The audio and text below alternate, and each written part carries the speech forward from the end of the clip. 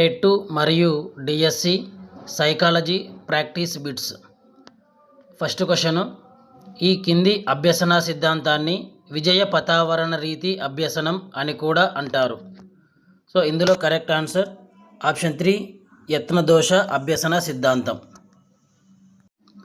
Next question, the work of digestive glands గ్రంథ రచయిత. సో ఇందులో correct answer option 1 Ivan Pavlov.